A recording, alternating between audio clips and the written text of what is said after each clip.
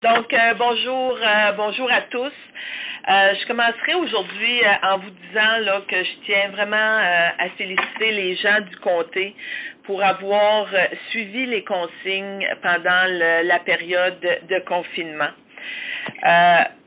Faut être conscient aussi, là, puis moi je vous le dis pour avoir travaillé en santé mentale longtemps, faut être conscient qu'on va entrer dans une période qui va être très difficile, qui va être anxiogène pour la population, pour nos entreprises, puis c'est vraiment relié à la reprise de l'économie, puis à tout ce qui entoure la reprise de l'économie au niveau là, des emplois directs et indirects.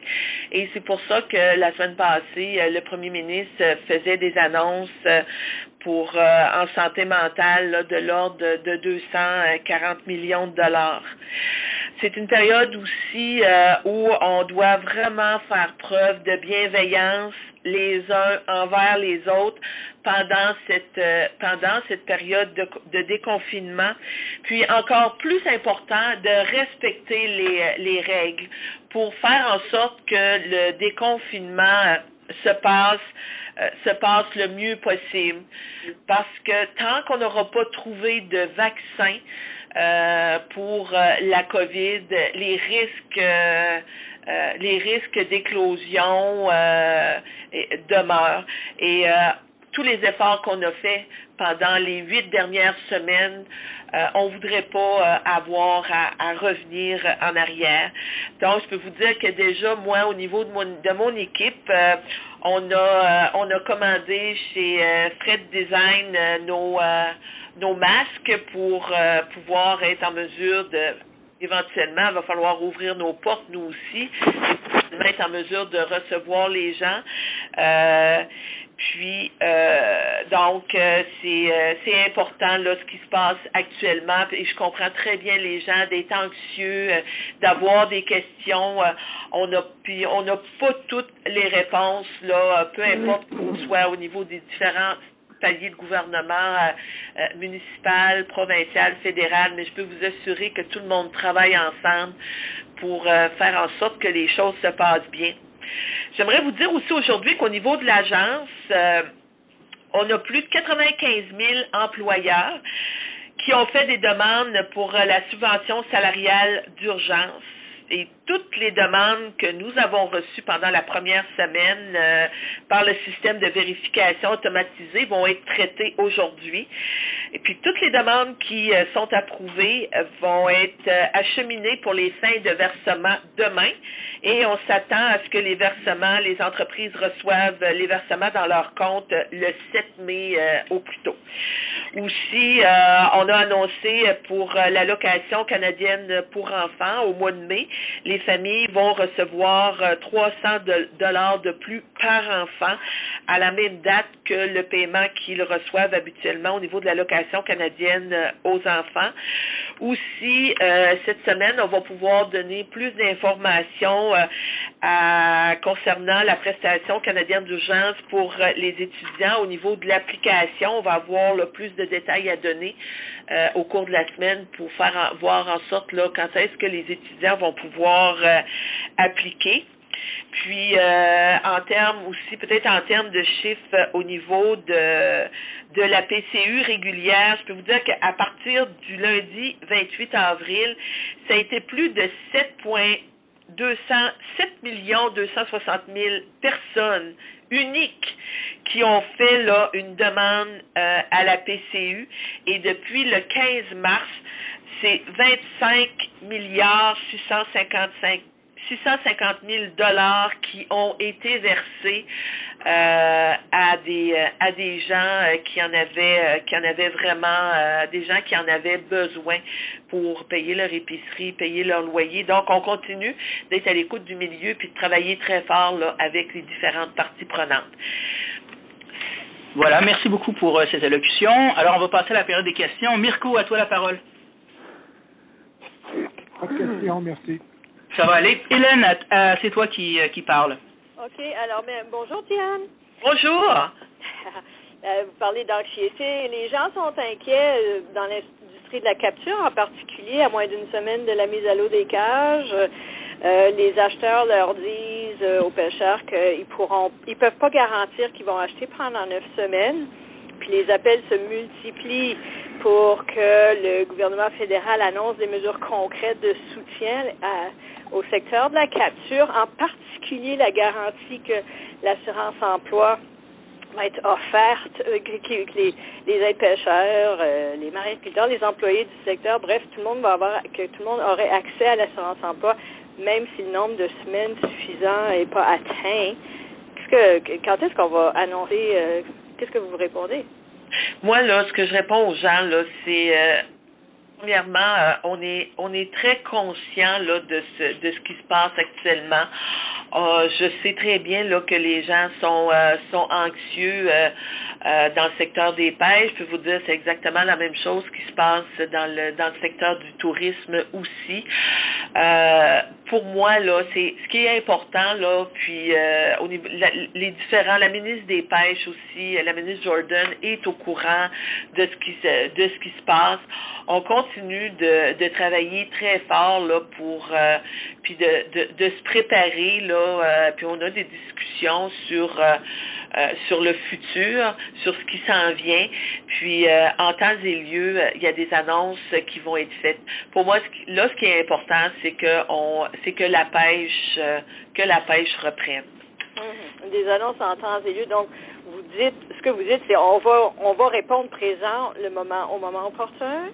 Ce que notre gouvernement a dit depuis le début de la pandémie, on était là pour répondre au plus grand nombre de personnes possible. On était là en support à la population. C'est ce qu'on a fait depuis le début, puis je peux vous assurer que c'est ce qu'on va continuer de faire. Ça te va, Hélène? J'en aurais posé une autre. Vas-y pour une dernière, Hélène. OK, et puis on demande aussi des ajustements au programme de subvention salariale d'urgence pour l'adapter aux besoins, à la réalité des saisons de pêche. Encore là, que répond Ottawa? Ben moi ce que je peux vous répondre là, c'est on reste en contact avec le milieu. Puis je pense que le ministre Duclos dans les discussions qu'on avait, puis pour moi là, le ministre Duclos a donné pour moi là la réponse là qui était la meilleure réponse. On sait qu'actuellement là, il n'y a aucun programme de parfait, mais je peux vous dire que dans chaque pas que l'on fait, ça apporte toujours une iniquité ailleurs. Mais notre objectif, c'est de répondre de répondre au plus grand nombre de personnes possible pour pouvoir passer à travers la crise. Puis on sait très bien qu'il y a aucune des actions là, puis il n'y a aucun programme qu'on a apporté actuellement qui fait là l'unanimité. Mais comme je dis là, on continue de travailler. On continue d'être à l'écoute avec le milieu, puis on travaille là à toujours faire mieux. Voilà. Mélanie, Télésourire. Bonjour, Madame Le Boutillier. Bonjour. On parle de déconfinement, bien entendu. Aujourd'hui, c'est une date clé pour commencer dans les secteurs d'économie diverses. Souvent, ce qu'on entend au niveau régional, on entend moins parler des secteurs touristiques et culturels qui ont été les premiers à être un peu fermés. Et là, on n'entend pas parler dans les réouvertures. Est-ce que, selon vous, on risque quand même d'avoir une saison touristique quelconque avec changement ou ça va être difficile? Ben écoutez, moi je m'attends là à ce qu'il y ait qu'on ait une saison touristique. Ce sera pas les saisons touristiques qu'on a connues là au cours des quatre dernières années, parce que ça a été des saisons, chacune des saisons là a été exceptionnelle là. On le voyait, on le disait, puis comme à un moment donné, je mentionnais à quelqu'un, là, faut se rappeler que l'été passé, on était en pénurie de main-d'œuvre pendant la saison touristique. On avait des restaurants, là, des plages horaires de restaurants là, où on devait fermer pour protéger nos employés. Il y avait des fois des journées qui étaient fermées où on n'arrivait pas là, tellement là, la demande était grande dans le milieu. Mais on va avoir certainement là une saison touristique très différente, puis où il va falloir aussi faire en sorte de continuer d'appliquer les mesures. Ça va être difficile là pour toutes les entreprises là de s'adapter, puis et les entreprises et la population aussi là, de s'adapter là à la réalité de la COVID. Mais pour moi, ce qui est important, c'est de rester positif. Une sous-question, Mélanie? Oui, tantôt vous avez effleuré le fait que votre organisation s'était commandé des masques. Est-ce qu'on en jase aussi au niveau du gouvernement? Est-ce que ça va devenir un peu une recommandation sociale, un respect social même dans les régions? Est-ce que vous conseillez à la population de s'en procurer puisqu'on ouvre tranquillement l'économie? Ben écoutez, moi ce que je peux vous dire, c'est que pour moi là, ça va être important de pouvoir se procurer des masques. De toute façon, dès que le Parlement va réouvrir, on l'a vu au niveau là, du transport aérien, on pourra plus embarquer dans un avion si on n'a pas un masque. Je vois déjà des gens dans quand je vais à l'épicerie, il y a des gens qui commencent à porter des masques. Fait que donc si on veut protéger nos personnes âgées, fait que dans les endroits où il va avoir, ça va être plus difficile de respecter le 2 mètres de distance. Il va falloir porter le masque. Puis quand je disais en début là qu'il faut être bienveillant, c'est pas seulement penser à moi, c'est aussi penser à l'autre. Pensez aux personnes âgées, pensez aux gens qui sont en traitement pour des cancers, fait que si on veut là, que chacun là prenne sa place, on se doit d'être bienveillant et d'avoir cette pensée-là pour les autres. Merci beaucoup. Merci. Donc, Dominique Jutras, le radar. Oui, bonjour, Mme Le Bouffier. Bonjour. C'est ça, moi, c'est sûr, je reviens un peu sur le sujet de la pêche, comme Hélène Fauteux faisait mention. C'est quand même là le pilier économique des îles de la Madeleine. C'est quand même étonnant là que vous dites que vous êtes à l'écoute du milieu. Je ne sais pas, mais en tout cas, nous, ici aux îles, on ne parle que de ça depuis quelques semaines. Donc, si vous avez entendu ça, probablement que vous savez que la plupart des pêcheurs sont dans l'incertitude et ils se demandent pourquoi ils n'ont aucune mesure qui a été annoncée pour les soutenir. Puis si on pense aux usines qu'on a annoncé une aide là il n'y a pas longtemps là. Oui, ben il y a une aide là, de 62 millions qui a été là annoncée au niveau de l'industrie pour pouvoir offrir, de regarder des marchés, là, moi je le disais, là, c'était plus facile là d'avoir c'était plus facile là, de trouver du homard en Chine là que de trouver un homard à Toronto là. Fait qu'il y a quand même un marché. On a un marché pan-canadien là qui peut être intéressant. On offre à l'entreprise, puis que l'entreprise se prépare. Puis si on ouvre des marchés à l'entreprise, ça va être une bonne chose pour les pêcheurs parce que pour moi tout est interrelié. Puis vous savez, je viens de la Gaspésie. Je sais comment ça fonctionne. Je sais à quel point l'assurance emploi, c'est un enjeu qui est important. On n'a pas besoin là de m'expliquer les choses là pour que rapidement là je le vis au quotidien. Donc pour moi là ce qui est important, puis ce que je dis aux gens de la pêche, c'est on va commencer à pêcher, puis on va s'ajuster au fur et à mesure. Une sous-question, Dominique? Ben, c'est sûr si vous le voyez comme ça, mais mettre en marché le homard dans une période de pandémie et développer des marchés, c'est quand même très audacieux. Il n'est pas dit que ça va fonctionner. C'est pour ça que moi, ce que je peux vous dire, c'est que justement, une crise comme on vit actuellement, ça devient une opportunité pour pouvoir faire les choses différemment. On parle d'autonomie alimentaire, on parle de faire connaître on parle de faire connaître nos produits. Donc pour moi là, faut saisir cette opportunité là. Alors Julie Drapeau sur FM. Bonjour Madame Le Boutillier. Bonjour. Bonjour. Donc, j'ai compris que vous avez décidé de vous prévaloir de votre pouvoir comme employeur de faire porter le masque à tous vos employés? Oui. Effectivement. Donc, c'est ça. Ben, ça va se traduire comment? Qui va le porter? En quelles circonstances exactement? Ben écoutez, quand les gens vont venir nous voir, on va porter le masque. Puis j'encourage même mes employés à porter le masque si les gens ont à sortir, à aller dans les endroits publics où on s'attend à ce qu'il y ait plus de gens aller s'ils vont faire leur épicerie. Puis comme je le disais, je pense qu'on a une responsabilité, c'est pas une obligation, on peut pas obliger les gens, j'obligerai pas les gens à le porter, mais quand je parlais de bienveillance au début, je pense que quand on a une conscience sociale, c'est fortement recommandé. Dans tous vos bureaux? Oui, tu avais une autre question? Oui, en fait, je reviens sur les circonstances. Donc, c'est appliqué, cette mesure-là, dans tous vos bureaux? Dans tous mes bureaux. Okay. Fait qu'on est en attente actuellement là, de recevoir les masques. Les commandes ont été passées la semaine dernière. Vous avez commandé combien de masques? J'ai commandé 2 masques par employé.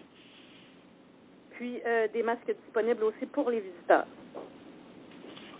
Non? J'ai pas pour les visiteurs actuellement, mais vraiment au niveau des employés. D'accord. 2 masques par employé pour un total de? 20. De 20 au total. Parfait. Puis, est-ce que c'est une recommandation, une suggestion, une demande, une invitation que vous faites à tous les employeurs de se prévaloir de ce pouvoir-là qu'ils ont auprès de leurs employés? Ben écoutez, moi là, ce que je recommande, c'est surtout quand on est, c'est sûr que si je suis en télétravail puis que je bouge pas de la maison, j'ai pas nécessairement besoin d'avoir un masque, mais je pense que je recommande quand on est en contact avec on est en contact avec les gens, puis comme je disais, on sait pas au niveau des personnes qu'on rencontre si les personnes ont des problèmes de santé, si c'est des gens qui sont un peu plus âgés, si donc, c'est important là de pouvoir là. Je pense que ça va faire éventuellement là, tant qu'on n'aura pas trouvé de vaccin, je pense que éventuellement là, ça va faire partie de peut-être là, de nos habitudes. Voilà. Alors merci, Nelson. C'est à ton tour. Oui, vendredi après-midi, le chef du Bloc québécois était très confiant qu'on réussisse à avoir une PCU pour les aînés. Où est-ce qu'en est le gouvernement dans ce dossier-là? Ben écoutez, au niveau des discussions qu'on a, le premier ministre l'a annoncé là il y avait un travail actuellement qui se faisait au niveau des aînés, donc il y a des annonces à venir. Cependant, ce que je tiens à rappeler aussi, c'est qu'au niveau de la PCU, c'est vraiment là, c'est des programmes d'urgence qui ont été mis en place là pour une situation là d'urgence et qui est arrêté dans le temps là. Ce ne sont pas des programmes réguliers. Donc, comme je disais, il y a des discussions qui se font là en ce qui concerne les aînés, puis il devrait y avoir des annonces à venir. Puis, parlant des aînés, là, je voudrais vraiment prendre le temps aussi de remercier, puis de féliciter. Je regarde comme je sais qu'ici à Grande-Rivière, au niveau du IGA, ce sont les chevaliers de colon qui vont faire apporter la nourriture à domicile là, lorsque les gens passent leur commande et ils le font gratuitement. Donc, tu sais, quand je parlais là de bienveillance tantôt là, c'est aussi ça, hein, c'est que chacun fasse sa part, que chacun là qu'on soit bon les uns envers les autres et autant au niveau des entreprises, autant au niveau des organisations, nos différents secteurs d'activité. C'est une autre question, Nelson? Oui, le directeur parlementaire du budget parlait d'un déficit de plus de 250 milliards et vous dites qu'il y a d'autres mesures à venir. Comment on va rembourser ça, cette dette-là? Ben écoutez, puis tous les pays, on en est exactement au même point actuellement. On se devait d'aider nos populations. Ce sont des budgets qui sont particuliers là à la situation actuelle. Le Canada est en très bonne situation financière. les argents vont être remboursés là sur plusieurs années, mais notre objectif de départ était vraiment de faire en sorte de protéger puis de supporter la population là en ces temps très difficiles. Catherine Poisson, Radio-Canada. Oui, moi j'aurais une question par rapport au déconfinement. Justin Trudeau et François Legault semblent avoir des opinions un peu différentes là-dessus, là, particulièrement sur la réouverture des écoles. Il y a encore beaucoup de parents indécis par rapport au retour en classe. Qu'est-ce que vous avez à leur dire pour les parents gaspésiens? Ben écoutez, moi ce que je peux dire au niveau des parents gaspésiens, il y a un comité là qui est en place, qui se parle à toutes les semaines, où la direction de la santé publique est sur place. On a les maires, il y a des préfets aussi qui sont en place, des députés provinciaux. Dans la région actuellement, ça se passe bien. Je vous dirais que, puis comme je l'ai mentionné au début, là, j'ai été intervenante sociale là, pendant près de 25 ans. Mon inquiétude actuellement, et je comprends très bien le gouvernement du Québec, mon inquiétude actuellement est au niveau des enfants qui pourraient être en difficulté actuellement. Là, on parle au niveau de la protection de la jeunesse. Donc, de pouvoir faire en sorte là, de pouvoir protéger nos enfants, là, pour moi, c'est important. Puis, puis je comprends les parents qui vivent cette inquiétude-là. Je suis une grand-mère aussi, puis j'ai mon fils, puis ma bru qui se pose exactement la même question par rapport à un de mes petits-fils. Puis, pour moi, là, ça va être important de voir quelles vont être les annonces qui vont se faire aussi cette semaine au niveau du gouvernement provincial pour dire aux parents, pour informer les parents quelles seront les mesures qui vont être en place pour pouvoir protéger les enfants. Mais puis quand je parlais en début aussi de repartir l'économie, mais c'est tout ce qui vient autour aussi au niveau des services directs et indirects pour pouvoir offrir aux parents l'opportunité là de pouvoir de pouvoir aller travailler. Ben peut-être qu'on a besoin aussi là d'amener les enfants à l'école. Puis les questions qu'on se pose aujourd'hui, là, tant qu'il n'y aura pas de vaccin, on va se les reposer dans 2 mois et dans 3 mois. C'est pas simple. Je le comprends très bien. Catherine, est-ce que tu avais une autre question? Non, c'est beau, merci. Vous, Antonin, c'est à ton tour. Oui, merci. En bon Madelino, je vais revenir sur la question de la pêche. J'ai bien compris les réponses que vous avez données à mes deux consoeurs du territoire. Moi, ce que je vous demande, c'est sans prendre d'engagement au nom de votre gouvernement, parce que je comprends que c'est pas vous toute seule qui allez décider ça, mais de votre côté, Mme Leboutillier, à partir de quand vous espérez, vous, entendre une annonce de soutien aux pêcheurs, au secteur de la capture, sur la question de l'accessibilité à l'assurance-emploi? Est-ce que pour vous, il faudrait que ça se fasse d'ici la fin mai? Est-ce que vous avez une opinion là-dessus? Écoutez, moi, ce que je peux vous dire, c'est qu'il y a 3 ans passés, quand il a fallu lever les trappes à homards parce qu'il y avait des baleines dans le secteur, puis on était au tout début là, de l'arrivée des baleines en Gaspésie, immédiatement, il y a des interventions qui se sont faites avec, à l'époque, c'était Dominique Leblanc qui était le ministre des Pêches et Jean-Yves Duclos qui était au développement social. Et immédiatement, on a pris des mesures pour faire en sorte que des employés d'usine et des aides pêcheurs ne soient pas pris là à ne pas recevoir qu'il n'y ait pas d'argent qui rentre. Ça fait que ce que je veux vous dire, puis je veux rassurer les gens, je suis très à l'affût et très à l'aguet de ce qui se passe dans le milieu. Je suis assise à la table avec le gouvernement actuel, donc je suis très en mesure de pouvoir parler des réalités de ce que vive le milieu. Puis je veux que les gens, j'ai été là, je veux que les gens continuent de me faire confiance. Et moi, j'ai confiance dans mon milieu, puis j'ai confiance aussi aux décisions qu'on prend là au niveau de notre gouvernement. Antonin, voulais-tu ajouter quelque chose? S'il vous plaît, dans un autre dossier, qu'est-ce que vous répondez aux gens qui vont dire que les mesures de soutien sont, dans certains cas, peut-être trop généreuses dans cette période de déconfinement, de réouverture de certains commerces, où vous allez avoir des gens qui faisaient déjà face à une pénurie de main-d'œuvre depuis déjà quelques années, et où on a des gens qui pourraient dire, même si mon employeur ouvre, je préfère rester à la maison puis finir des semaines de PCU jusqu'au mois de juin plutôt que de recommencer à travailler et de ralentir l'économie? Ben, moi, ce que je veux dire aux gens là qui, au niveau de la PCU, l'objectif de la PCU, c'est un programme d'urgence pour aider les gens. Avec la PCU, là, tu ne te qualifies pas à l'assurance emploi. Donc, puis je l'ai dit, tout le monde, on doit mettre l'épaule à la roue. Tout le monde doit faire ses efforts.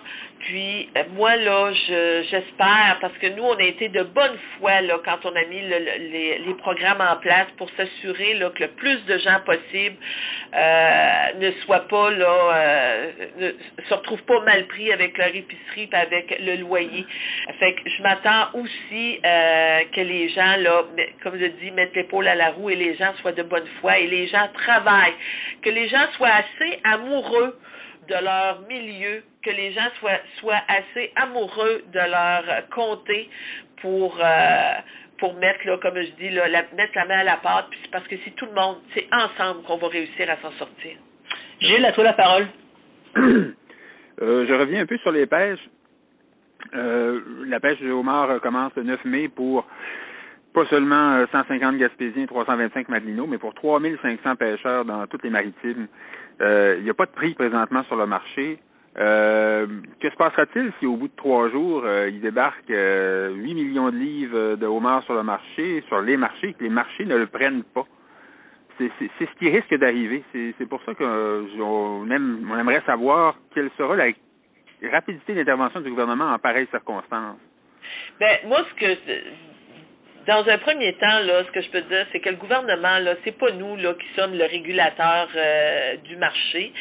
Puis, on espère avoir, là, la collaboration, là, de tous les, moi, j'espère avoir la collaboration, là, de l'industrie de la capture, comme on l'a actuellement au niveau de la capture et de la transformation. Ça se fait actuellement avec, au niveau du crabe. Puis, je m'attends à avoir, là, exactement, là, le même appui. Puis, le milieu s'attend à ça de son industrie de la capture au niveau du homard. Je l'ai dit, là, tout le monde doit faire son effort. C'est un effort de guerre. Fait qu'on demande à tout le monde de mettre l'épaule à la roue, autant là de l'industrie de la capture, de l'industrie de la transformation. Tout le monde doit faire son effort. Gilles, vas-y pour fermer la marche, s'il te plaît. Ben, vous souhaitez donc que les pêcheurs s'auto-régulent? Parce que présentement, ce qui risque d'arriver, c'est que le marché du homard et le marché du crabe, c'est deux choses très différentes. Le crabe se vend au détail à 75%, et on sait que les épiceries présentement font de très bonnes affaires, comme les poissonneries. Alors que dans le homard, 75% du marché, c'est ce qu'on appelle HRI, hôtel, restauration, institution. C'est un marché qui est mort présentement. Alors, ce sont deux réalités complètement différentes. Ben écoutez, moi là, je pense là que avant là d'avoir des hypothèses et des hypothèses, il faut commencer.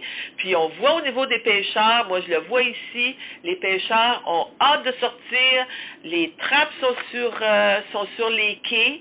Puis on va débuter la pêche. Puis le ministère des Pêches et Océans va suivre ce qui se passe de très près, va suivre ce qui se passe avec les pêcheurs et avec les industriels.